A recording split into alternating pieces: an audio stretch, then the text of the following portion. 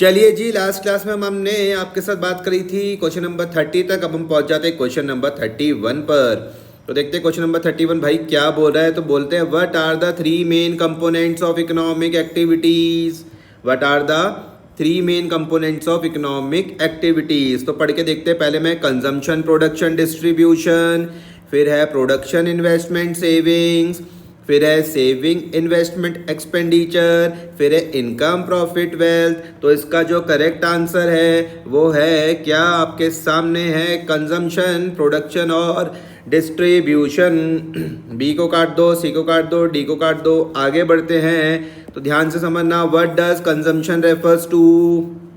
पहला, study of how producers maximize profit, बिल्कुल गलत है। दूसरा है study of how consumer allocates limited means to maximize satisfaction, ठीक है। सी देखते हैं, study of how resources are divided among workers, नहीं। हाउ स्टडी सी क्या था, study of how resources are divided among workers, नहीं भैया नहीं। डी है study of how to increase national income, नहीं। तो सी भी नहीं है, डी भी नहीं है। करेक्ट आंसर है आपके पास बी।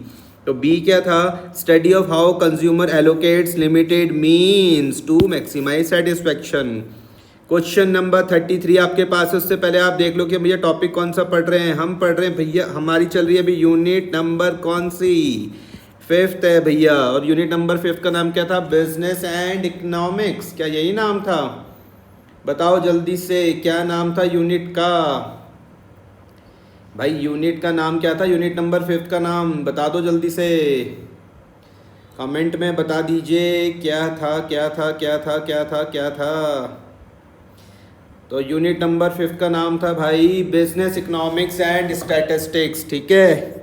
यूनिट नंबर 5 का नाम है, याद कर लेना, बिजनेस, इकोनॉमिक्स एंड स्टैटिस्टिक्स, ठीक है। आगे बढ़ते हैं, चलो क्वेश्चन नंबर 33 पर मैं आपके साथ पहुंच जाता हूं। तो क्वेश्चन नंबर 33 क्या बोलता है, what is production concern with.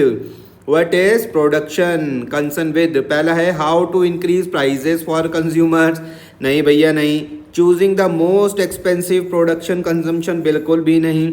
Minimising production cost, हाँ। एंड मैक्सिमाइजिंग प्रोडक्ट प्रॉफिट, ये ठीक लग रहा है। आगे डिस्ट्रीब्यूटिंग इनकम अमंग वर्कर्स, नहीं। तो करेक्ट आंसर है यहाँ पर आपके पास सी।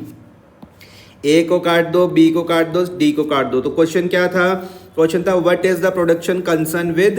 तो आंसर है minimizing production cost and maximizing profit. Question number 34 आपके स्क्रीन पर। तो देखते हैं क्या है भैया। 34 बोलता है विच theory explain how income is shared among land, labour, capital and entrepreneurship. बहुत आसान है ये। विच theory explain how income is shared among land, labour, capital and entrepreneurship. क्या प्रोडक्शन थ्योरी है, नहीं। कंजम्पशन थ्योरी है, नहीं। डिस्ट्रीब्यूशन देखते हैं, इन्वेस्टमेंट, नहीं। तो करेक्ट आंसर है भैया डिस्ट्रीब्यूशन थ्योरी। तो आप ए को काट दो, बी को और डी को। क्वेश्चन नंबर 35 आपकी स्क्रीन पर। तो what is the reward for the factor of land in the distribution process. Wages, interest and profit, हर किसी को पता है भैया क्या होता है, रेंट। तो आप ए काट दो, बी काट दो, सी काट दो। तो यहाँ पे था what is the reward for the factor of land in the distribution process. Next हम पहुंच जाते हैं 36 पर। तो what is the reward for labour as a factor of production, ये भी सबको पता है। इसका करेक्ट आंसर होता है वेजेस। तो रेंट काट दो, प्रॉफिट काट दो, इंटरेस्ट काट दो। 37 पर हम पहुंचते हैं। तो who receive profit in the distribution process, ये भी सबको पता है, एंटरप्रेन्योर्स, ठीक है। ए काट दो, बी काट दो, डी काट दो। अब हम पहुंचते हैं कुछ क्वेश्चन, अब स्टैट्स के स्टार्ट करेंगे। अब व्हाट डज स्टैटिस्टिक्स मीन्स। पहला है qualitative description of facts, quantitative information और quantification of facts and findings. फिर है personal opinions and judgement, only graphical representation of data. तो करेक्ट आंसर है भैया इसका बी, ठीक है। ए काट दो, सी काट दो, डी काट दो। तो देखना यहाँ पर क्या पूछा हुआ था, व्हाट डज स्टैटिस्टिक्स मीन्स। तो है क्वांटिटेटिव इंफॉर्मेशन और quantification of facts and findings. 39 in singular sense statistic refers to, ध्यान से समझना इंपॉर्टेंट क्वेश्चन है। In singular sense statistics refers to, पहला collection, classification, analysis, interpretation and presentation of data, individual numerical figures only, random opinions without data, only averages. तो याद रख लेना इसको, collection, classification, analysis, interpretation and presentation of data. तो singular sense में याद रखना, ठीक है, collection, classification, analysis, interpretation and presentation of data.